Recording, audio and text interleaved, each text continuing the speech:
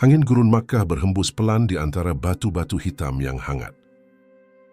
Di tengah kota kecil yang dikelilingi padang tandus itu, hidup seorang pemuda bernama Talhah bin Ubaidillah. Putra dari keluarga terpandang, suku Taim, salah satu cabang dari Quraisy. Sejak muda Talhah dikenal sebagai sosok yang tegap, pandai berbicara, dan disukai banyak orang. Ia tumbuh di tengah masyarakat yang mengagungkan kebanggaan suku, namun jauh dari cahaya wahyu. Meski hidup dalam kemewahan dan tradisi berdagang, Talhah bukan pemuda yang tenggelam dalam kesenangan dunia. Ada sesuatu dalam dirinya, rasa haus akan kebenaran, dan keinginan untuk menemukan makna hidup yang sejati. Makkah saat itu hidup di bawah bayang-bayang berhala. Di setiap rumah terdapat patung kecil. Di sekitar Ka'bah berdiri ratusan sesembahan batu. Manusia menyembah ciptaannya sendiri, dan kemuliaan diukur dari harta serta garis keturunan. Namun di balik kegelapan itu, cahaya mulai bersinar dari rumah kecil di lereng Bukit Syafa. Rumah Muhammad bin Abdullah yang mulai menyampaikan risalah dari Allah. Talhah belum mengenal beliau, tapi takdir telah menyiapkan jalannya. Suatu hari, Talhah bepergian ke negeri Syam untuk berdagang. Ia masih muda, bersemangat, dan cerdas dalam urusan berniaga. Di kota Busra, ia duduk di pasar, memperhatikan hiruk-pikuk pedagang dari berbagai bangsa.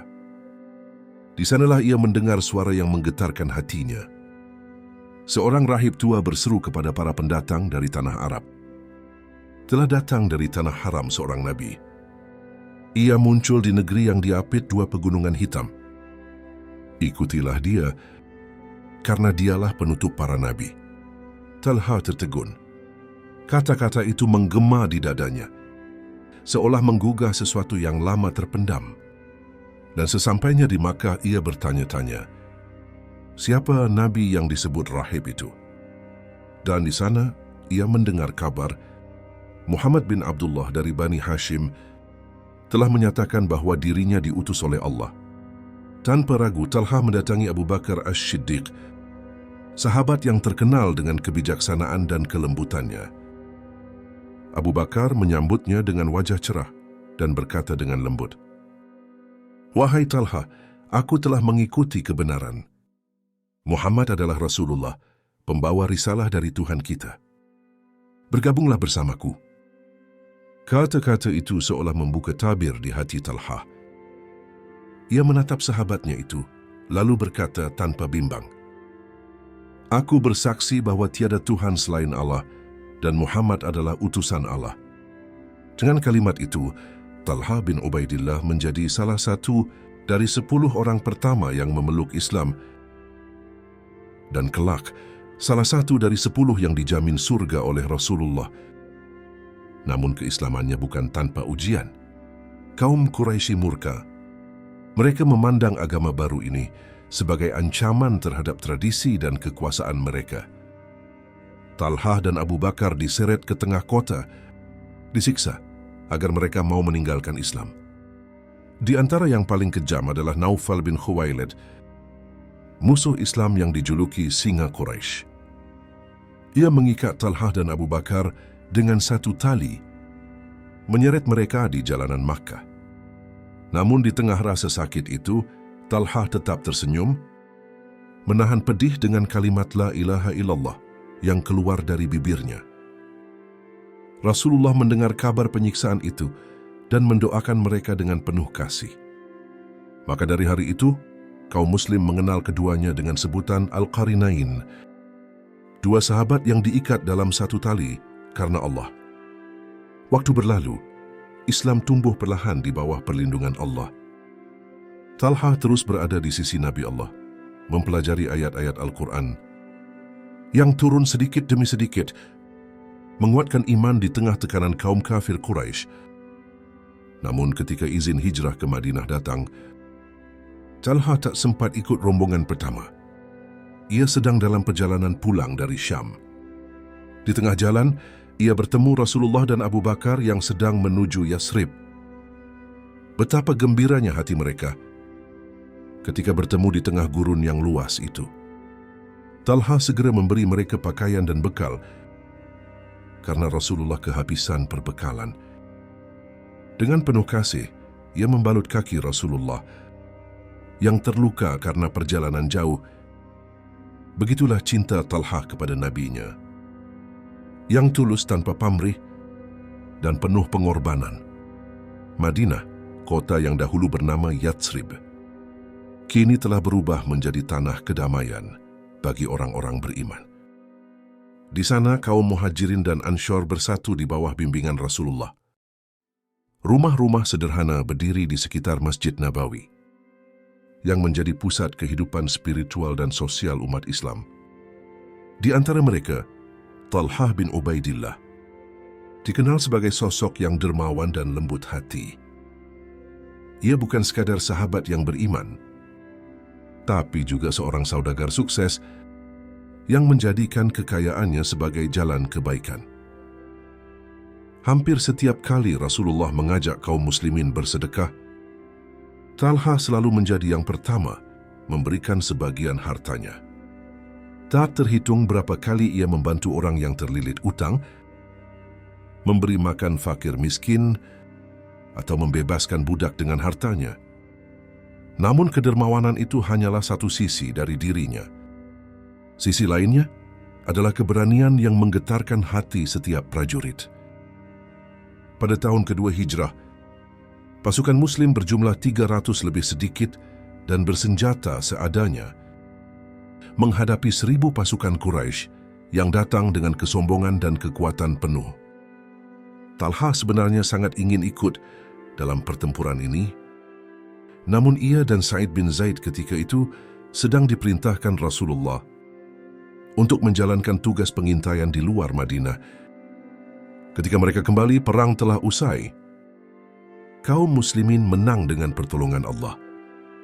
Rasulullah menyambut mereka dengan senyum penuh kasih dan bersabda, "Kalian berdua juga mendapatkan pahala dan bagian dari rampasan perang sebagaimana yang hadir karena kalian menunaikan tugas Rasulullah."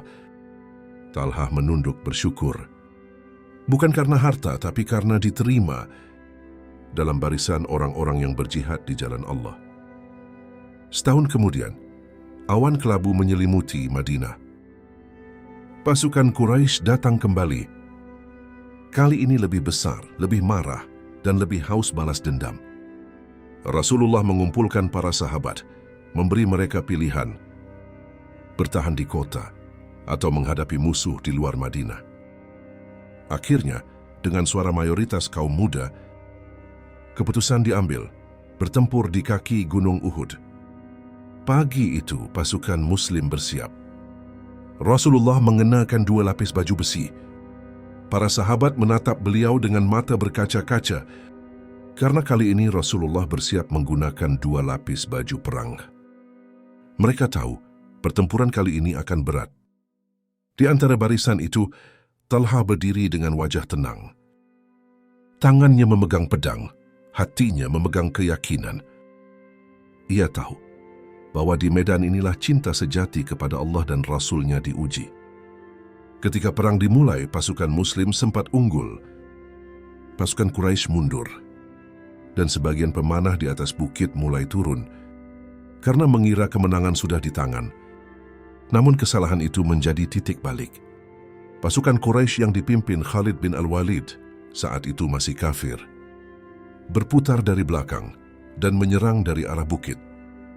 Kekacauan pun terjadi. Teriakan dan debu memenuhi udara. Pasukan Muslim terpencar. Sebagian lari, sebagian jatuh syahid. Dan di tengah kekacauan itu, terdengar suara yang mengguncang hati. Muhammad telah terbunuh. Berita itu menyebar bagai petir di siang bolong. Banyak sahabat yang lemas. Sebagian berhenti berperang. Bahkan ada yang duduk menangis di tanah. Namun Talha, bersama beberapa sahabat seperti Abu Bakar dan Ali, segera mencari Rasulullah. Mereka menemukan Rasulullah terluka, beliau berlumuran darah, gigi beliau patah, dan besi menancap di pipi beliau. Musuh terus menyerbu. Rasulullah terjatuh ke dalam lubang yang digali oleh kaum musyrik. Tanpa berpikir panjang, Talha segera melompat, mengulurkan tangannya, mengangkat tubuh Rasulullah, kemudian menegakkan beliau di atas batu. Abu Bakar datang membantu, namun Rasulullah berseru, "Jangan Abu Bakar, engkau tetap di tempatmu. Pergilah membantu saudara-saudaramu yang lain." Lalu beliau menunjuk ke arah Talha dan berkata dengan suara tegas, "Talha, itulah dia. Talha telah menunaikan janjinya hari ini." Talha berdiri di depan Rasulullah, menjadikan tubuhnya sebagai perisai. Anak-anak panah berdesing di udara.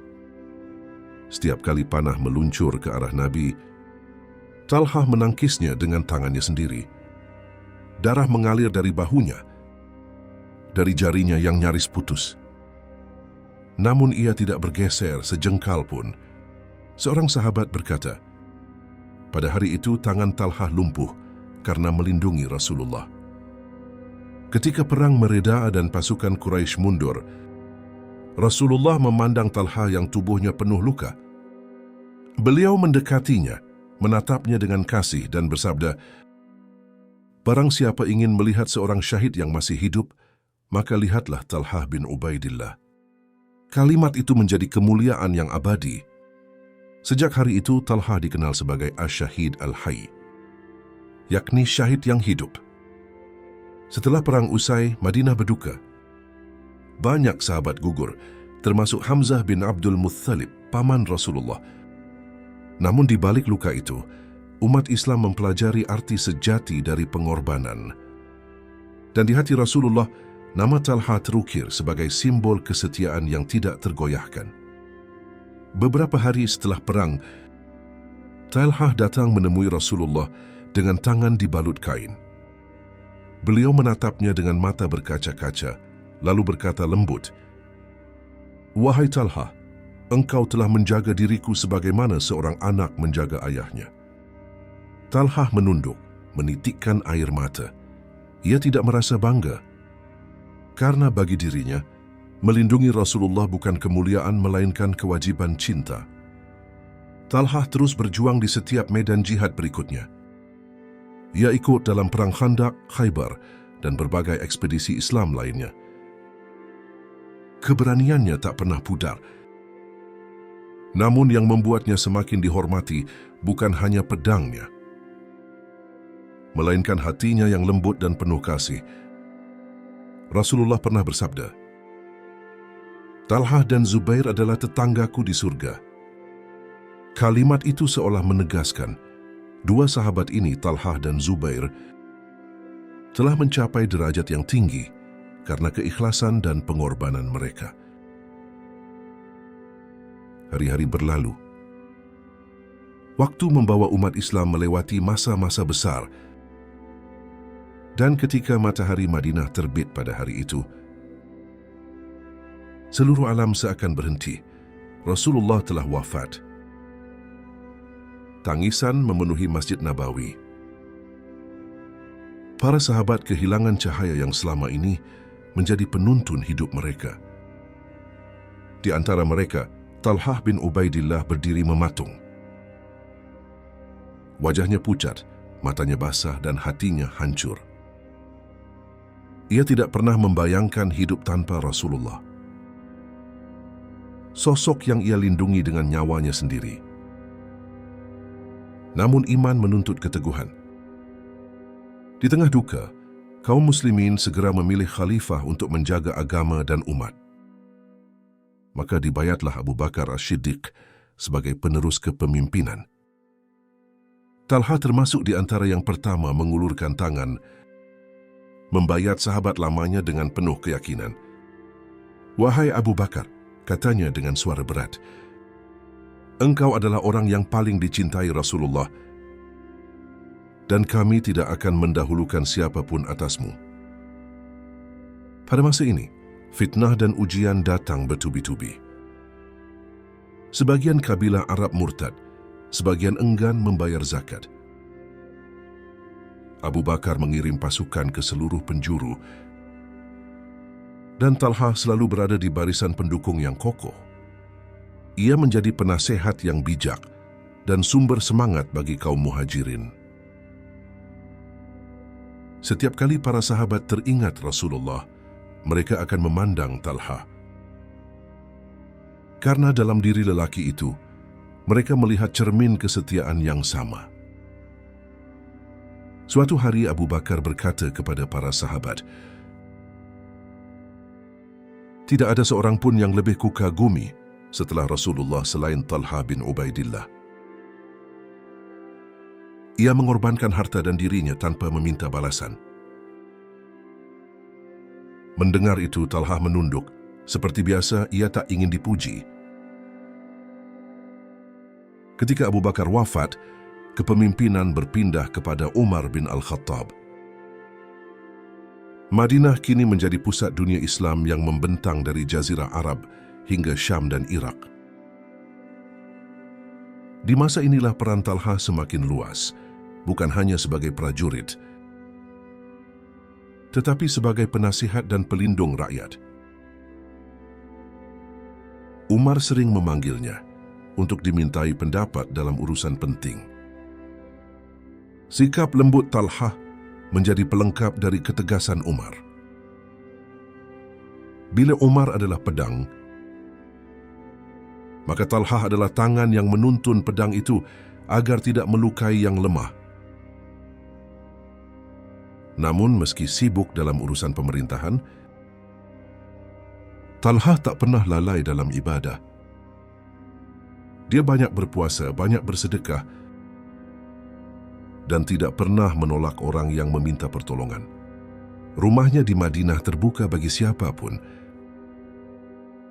bagi yatim yang kelaparan, bagi janda yang kehilangan, serta bagi musafir yang kehabisan bekal. Diriwayatkan bahwa suatu hari seorang lelaki datang kepadanya meminta bantuan untuk melunasi utang. Talha segera memerintahkan pembantunya membawa sekantong emas. "Ambillah ini, lunasilah utangmu," katanya. Ketika orang itu menatap jumlah yang begitu banyak, Talha hanya tersenyum dan berkata, "Jangan hitung. Aku lebih suka engkau tenang daripada aku tahu berapa yang keluar dari tanganku." Setelah Umar wafat, umat Islam memilih Utsman bin Affan sebagai khalifah. Talha kembali menjadi salah satu tokoh yang mendukungnya. Dia tahu Utsman adalah sahabat yang lembut, dermawan, dan sangat dicintai Rasulullah. Pada masa ini, kekayaan Talha semakin besar, hasil dari perniagaannya di Irak dan Syam. Namun kekayaannya tidak membuatnya sombong. Diriwayatkan bahwa penghasilan tahunan Talha mencapai ratusan ribu dinar, namun ia menginfakkan sebagian besar untuk jihad dan kesejahteraan umat. Suatu hari ia menjual sebidang tanah seharga 700.000 dirham. Orang-orang heran melihatnya tersenyum tenang. Beberapa saat kemudian, ia menyedekahkan seluruh uang itu. Malam itu ia tidur nyenyak. Ketika ditanya mengapa, ia menjawab, "Hatiku tidak akan tenang bila harta itu masih bersamaku, sementara di sekitar kita ada yang lapar." Talha tak hanya kaya dalam harta, tapi juga dalam cinta. Ia memiliki banyak anak, dan semua dididiknya dengan kasih sayang serta keimanan yang kuat. Dia sering berkata kepada mereka, "Jadilah seperti ayahmu di medan jihad, bukan di pasar. Karena kemuliaan tidak dibeli dengan emas, tapi dengan pengorbanan." Waktu terus berjalan, dan ujian besar menimpa umat Islam. Setelah terbunuhnya Utsman bin Affan, yang merupakan peristiwa tragis yang mengguncang dunia Islam, muncullah fitnah dan perpecahan. Banyak sahabat terpukul, termasuk Talha dan Zubair. Keduanya mencintai Utsman dan merasa kematiannya harus ditindak dengan keadilan. Maka berangkatlah Talha bersama Zubair dan Ummul Mukminin, Aisyah radhiyallahu anha, menuju Basrah dengan niat menegakkan perdamaian dan mencari kejelasan atas kematian Utsman. Namun situasi berubah. Pihak-pihak yang ingin memanfaatkan kekacauan memperuncing keadaan. Maka terjadilah peristiwa yang sangat memilukan dalam sejarah Islam, yakni Perang Jamal. Hari itu, dua kelompok Muslim saling berhadapan. Di satu sisi ada pasukan Khalifah Ali bin Abi Thalib. Di sisi lain ada Talha, Zubair, dan pasukan yang mereka bawa. Mereka bukan musuh, tapi saudara yang disalahpahami oleh keadaan. Ketika Talha memandang ke arah pasukan Ali, air matanya jatuh. Dia berkata pelan, "Ya Allah, janganlah Engkau jadikan hari ini sebagai hari kehancuran bagi kaum muslimin." Sebelum pertempuran pecah, Ali bin Abi Thalib memanggil utusan untuk menemui Talha dan Zubair. Ia mengingatkan mereka tentang sabda Rasulullah, "Kamu berdua akan berperang melawan Ali, dan Ali berada di atas kebenaran." Zubair menangis mendengarnya, lalu keluar dari medan perang. Talha pun sadar, hatinya goyah. Ia menyesal karena keadaan telah terlanjur kacau. Namun di tengah kekacauan, panah musuh melesat dan menembus tubuhnya.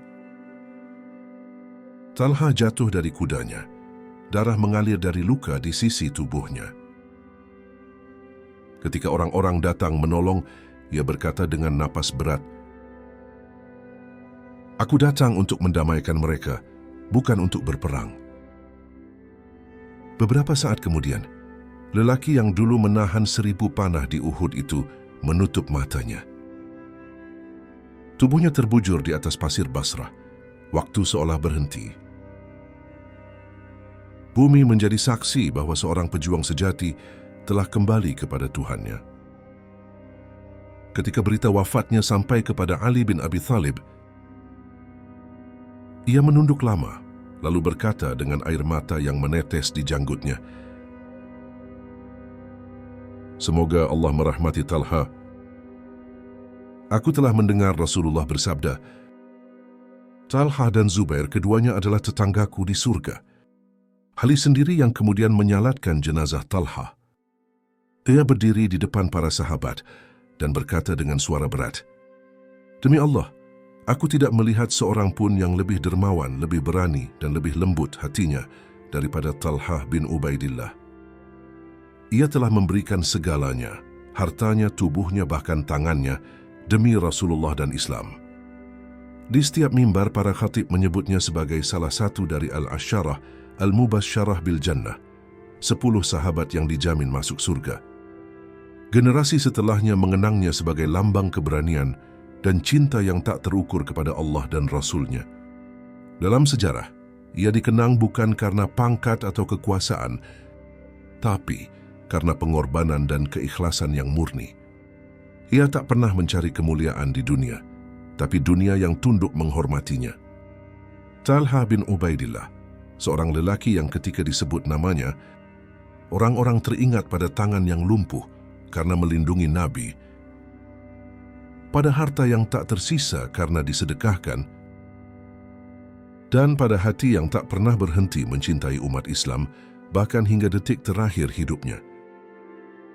Setelah wafatnya Talha, banyak sahabat yang menceritakan kebaikannya. Seorang tabi'in pernah berkata, "Kami mendengar dari para sahabat bahwa tidak ada hari yang lebih menampakkan arti cinta kepada Rasulullah selain hari ketika Talha menegakkan tubuhnya di depan Nabi seperti tembok yang hidup." Di medan Uhud itu, sejarah menulis sesuatu yang tidak pernah pudar. Bahwa cinta sejati bukan hanya diucapkan dengan kata, tapi dibuktikan dengan darah dan pengorbanan. Talha tidak berkata, "Aku mencintaimu, wahai Rasulullah." Tapi ia menunjukkan cintanya dalam setiap luka yang mengalir di tubuhnya. Dan hingga hari ini, jika kita berdiri di antara batu-batu Uhud yang sunyi, seakan kita masih bisa mendengar gema langkahnya, dan desau angin gurun yang membawa pesan abadi. Cinta sejati kepada Nabi adalah cinta yang melindungi kebenaran, walau tubuh harus remuk karenanya. Salah seorang sahabat pernah berkata, "Aku tidak pernah melihat tangan yang lebih ringan dalam memberi daripada tangan Talha." Seolah dunia ini tidak pernah menempel di hatinya. Itulah keikhlasan sejati ketika seseorang memiliki segalanya, tapi tetap merasa tidak memiliki apa-apa kecuali Allah. Talha hidup dalam kemewahan, tapi hatinya sederhana. Jika kita membuka lembar sejarah para sahabat, nama Talha bin Ubaidillah akan berdiri sejajar dengan nama-nama besar seperti Abu Bakar, Umar, Utsman, dan Ali. Namun yang membedakan Talha adalah sifat keseimbangannya, keberanian yang dibarengi kelembutan, dan kekayaan yang disertai kerendahan hati. Rasulullah pernah bersabda, "Barang siapa yang Allah beri harta, lalu ia tidak lalai darinya, dan ia menggunakannya di jalan Allah, maka ia termasuk sahabatku di surga." Dan para ulama berkata, hadis itu seolah menggambarkan Talha bin Ubaidillah. Ia adalah bukti bahwa kekayaan tidak selalu membawa kesombongan, dan bahwa seseorang bisa menjadi saudagar sukses tanpa melupakan kewajiban di hadapan Allah. Bahkan sebagian sahabat pernah menyebutnya sebagai Abu Karam, bapak kedermawanan. Suatu hari di Madinah, seseorang melihat Talha berjalan tanpa pengawal, menenteng sekantong gandum di bahunya.